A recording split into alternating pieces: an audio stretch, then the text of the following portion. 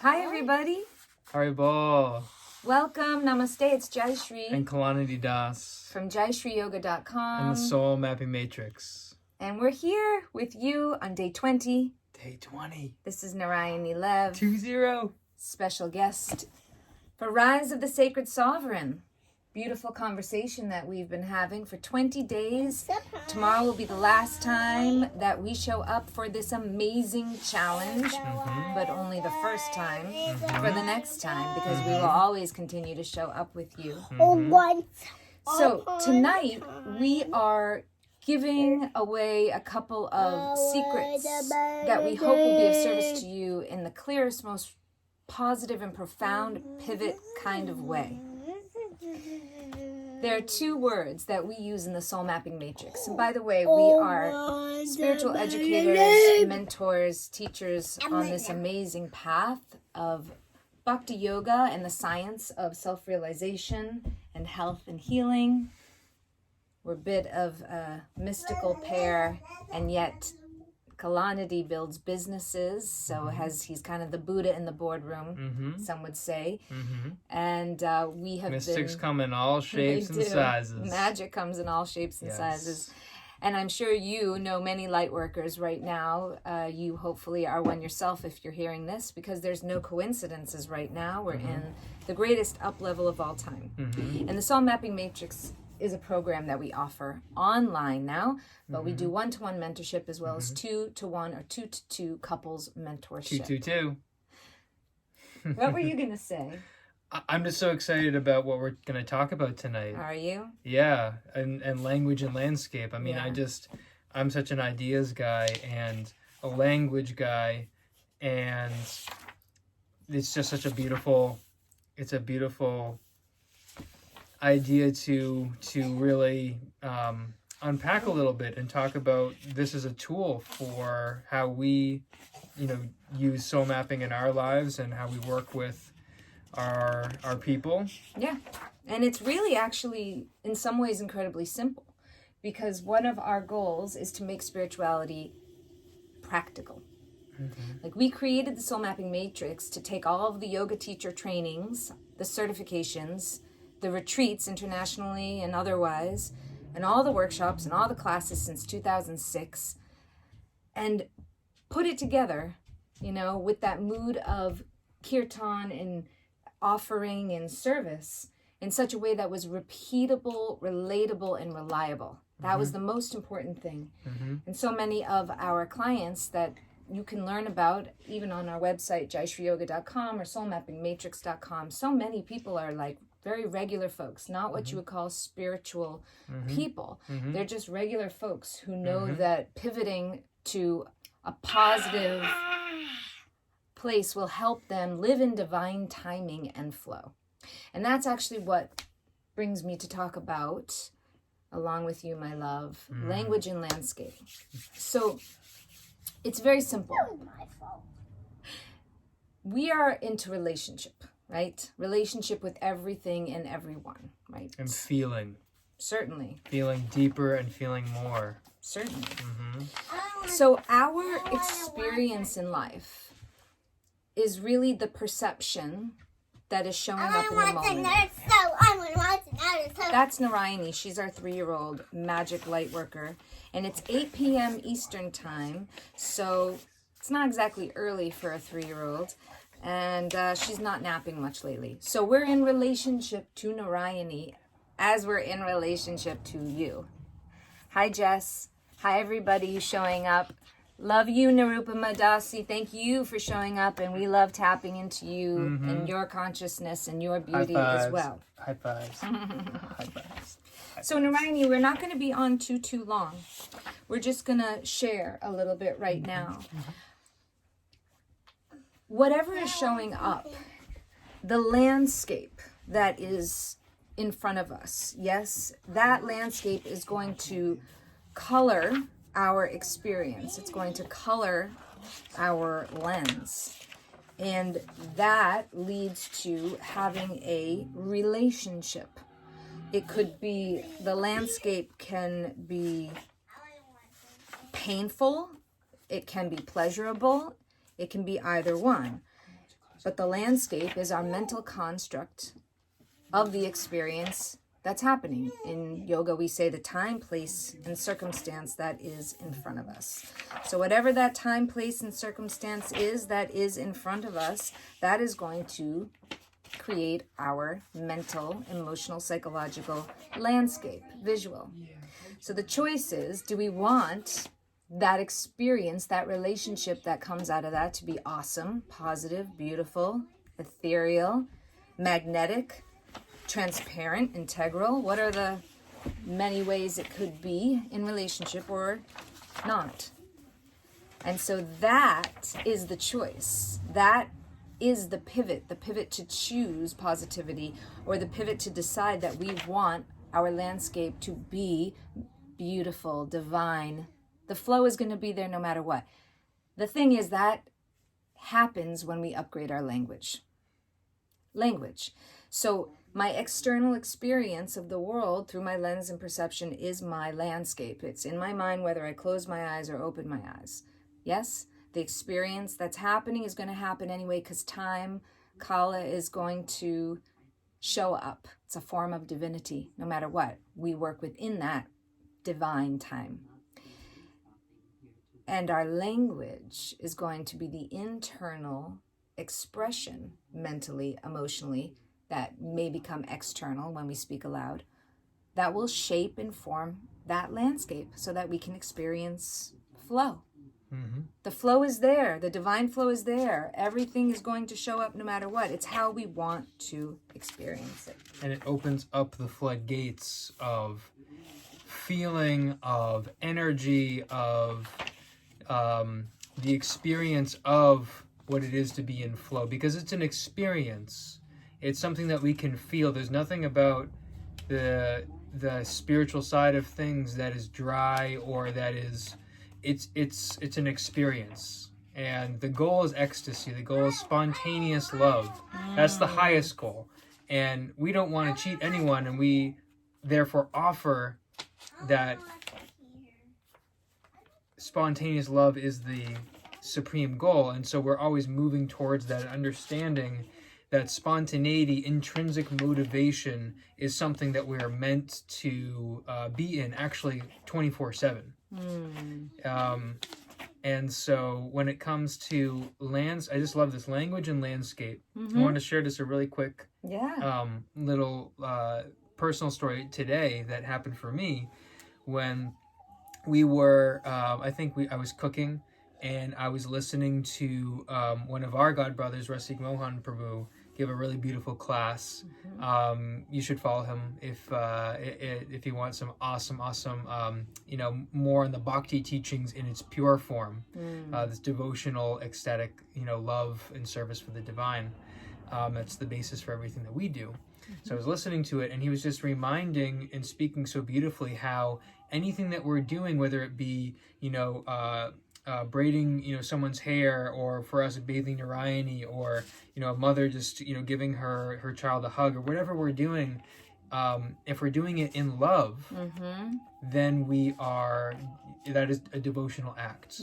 And devotion is not meant to be, because here in America we have this puritanical kind of, cultural inheritance and baggage, if you will, about devotion being, the people in the funny shaped hats having to do things in the way, and if they don't, they get the scarlet letter, and then, this whole thing. And that is not what devotion is about. Devotion is about magic. That's why we talk about practice magic and devotion.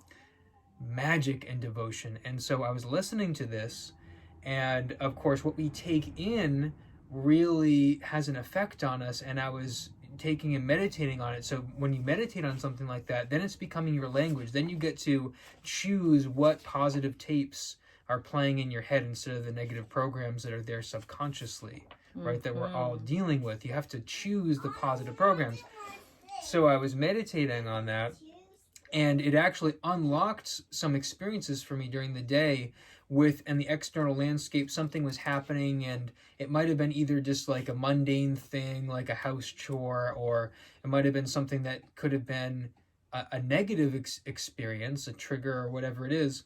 But because I had that language and that positive tape playing in my head, I was able to then remember that language in the moment, and then something opened up in the landscape that was beautiful, and magic was there, and an actual energetic experience was there. Wonderful. And I felt more embodied in it instead of just So kind of nice. feeling trapped and like, oh, poor me, this is happening, and the landscape is like a prison. Like, I guess it can be that simple. You've learned how to take pain or trigger and use it as a portal for growth, and you teach it.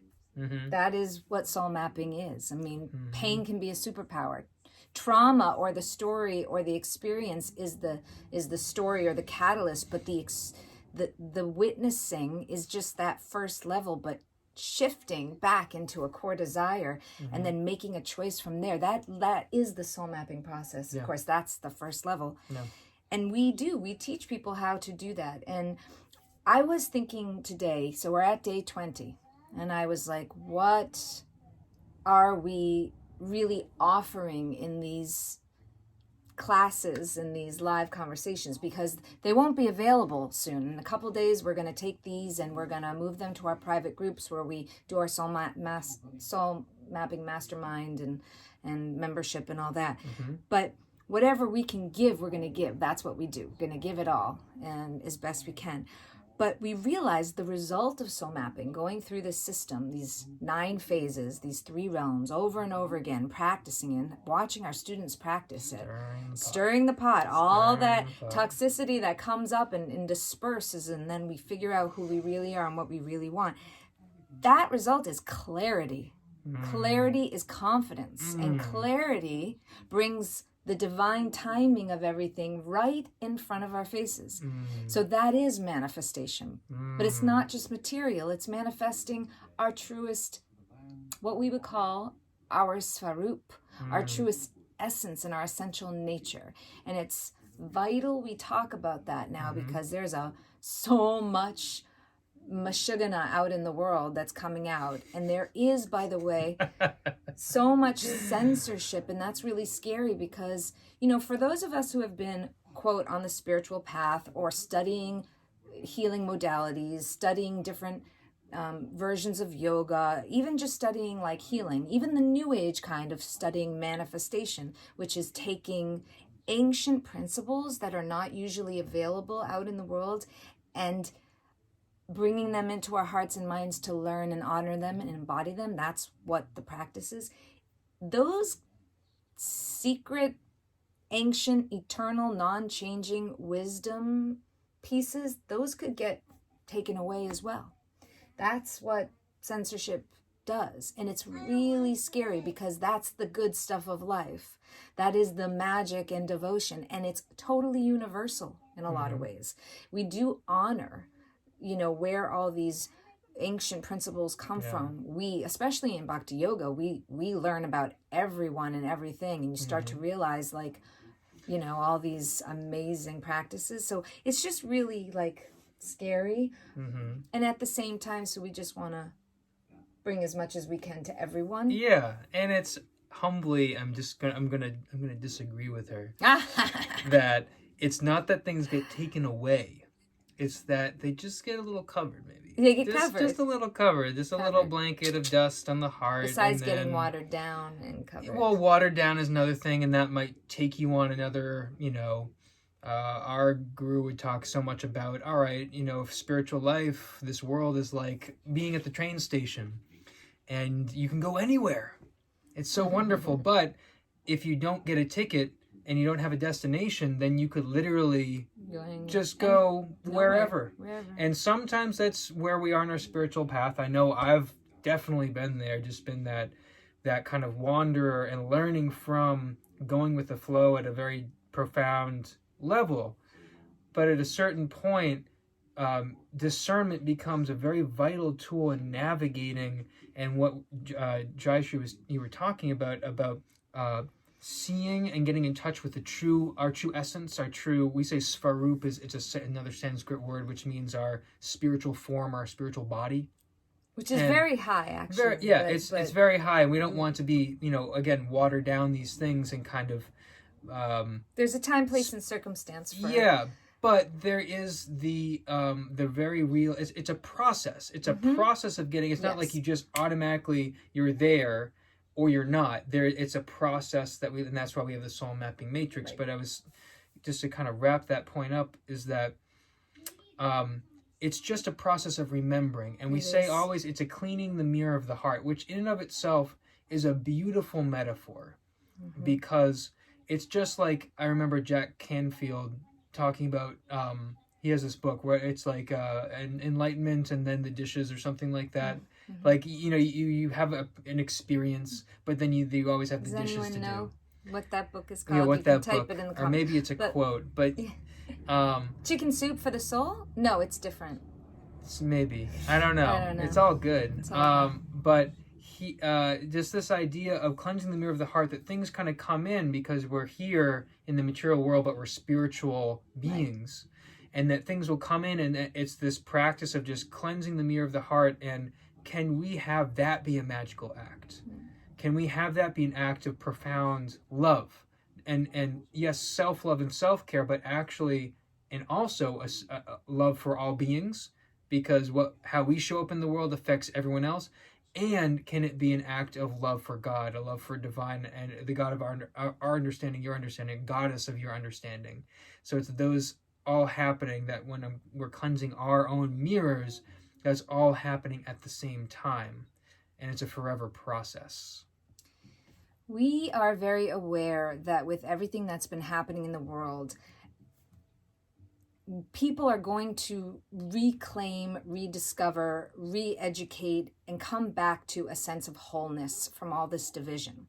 So it's like the old normal is the new normal. The only new is what's old, in the sense that the ancient medicine wheels, traditions, devotional practices, and yes, even this idea of magic, which is simply you have to mix your inherent amazingness and beauty with your devotion and make it a service in the world, right? That would be the new earth timeline. That is how we will all gather, and that is how we will raise up ourselves and rise as sacred and sovereign beings, because we're souls.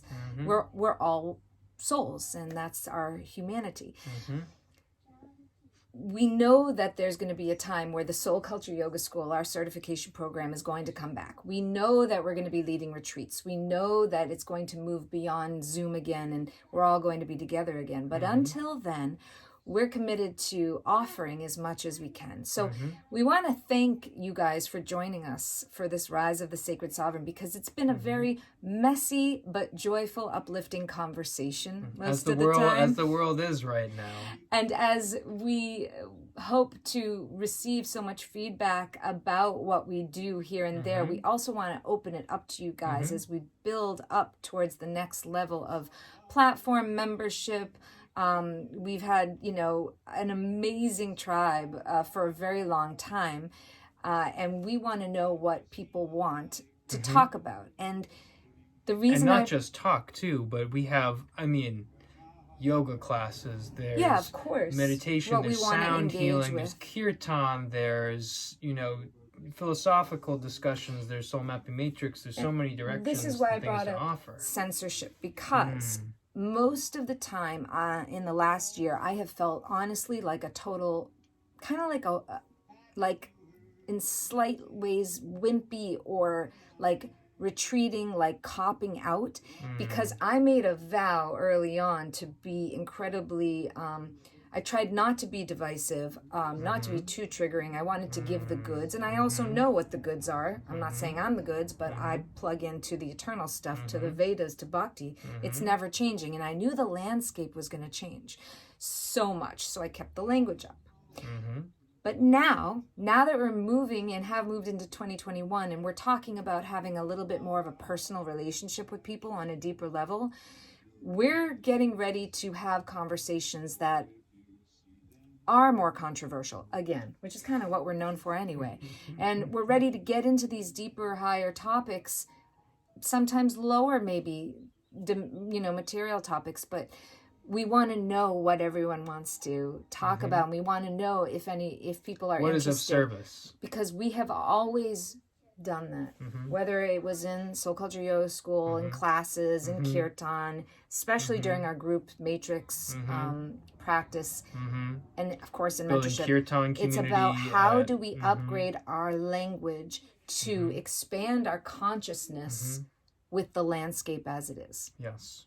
And how do we turn our triggers into portals for growth, spiritual, and how do we keep this relationship and conversation going with as many folks as possible who want to transform and transmute negative energy without it being specifically, certainly not religious, and even spiritual. How do we make it practical?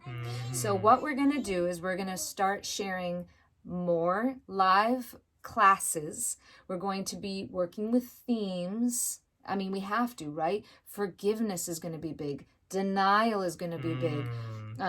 Self-worth, individual versus collective consciousness, 3D, 4D, 5D. What does it mean? What is technocracy? What is happening in the technological world? How are we awakening into this new dimension, in this new realm, at this new time? Are we aware of history? Can we talk about history?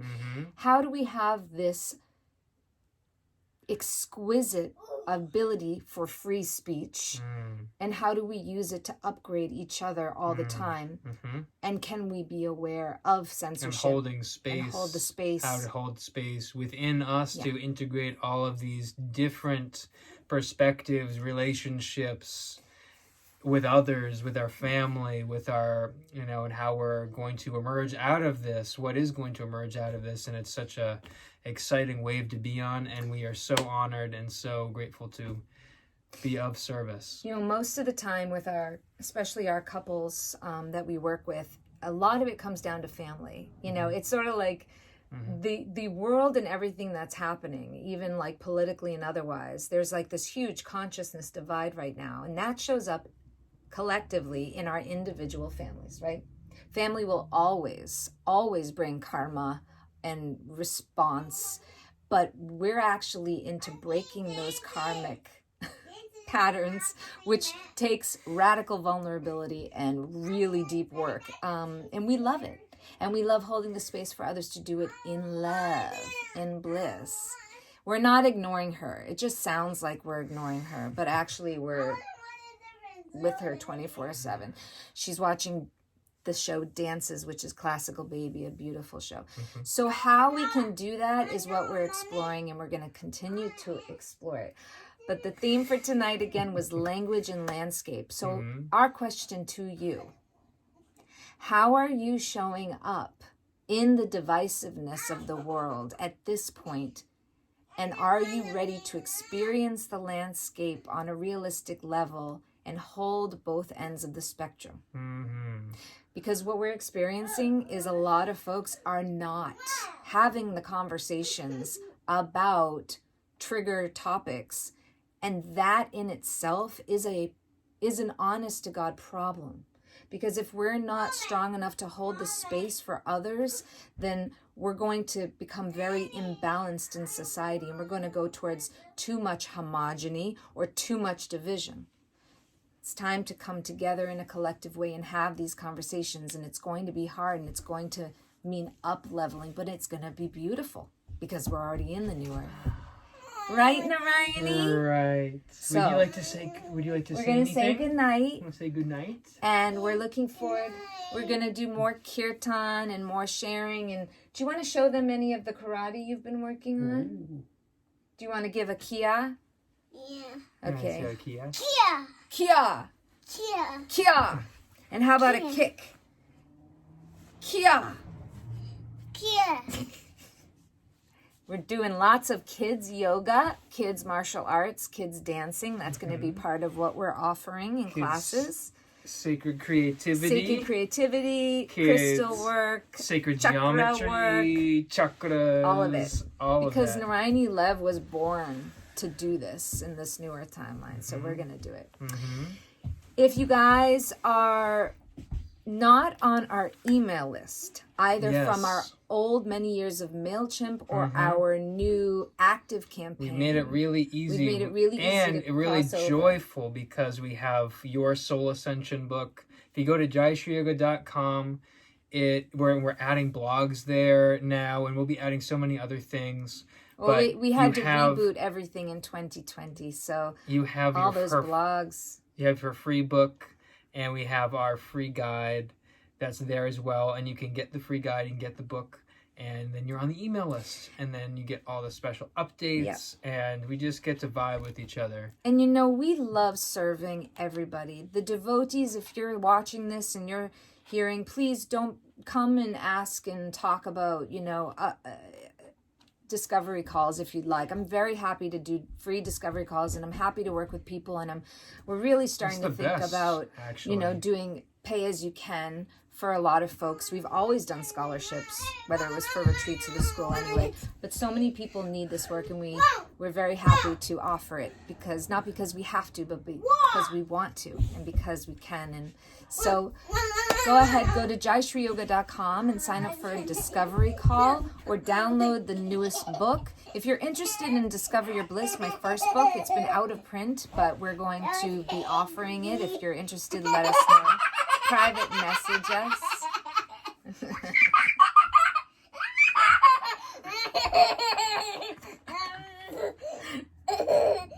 Yeah, take some bliss. Take some bliss. Take some bliss. Take it. Take some There we fairy go. magic. Take some fairy magic.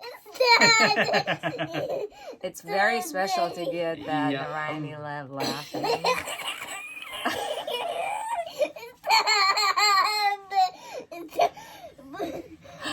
I mean, that's all. That's an upgraded Oh, you wanna language show and everyone your landscape. flip? And then we'll let you go. Thank you guys for Flip. being with Ready? us. One flip on the We're going to internet. do one flip on the internet, and then we're going to head out. Ready? 1, 2, 3. Whoops, let's try it again. 1, 2, 3. Okay. Ah, nice. Ta-da! Thank you, everybody, for being here. Tomorrow is day 21, so it's the last night of Rise of the Sacred Sorrow.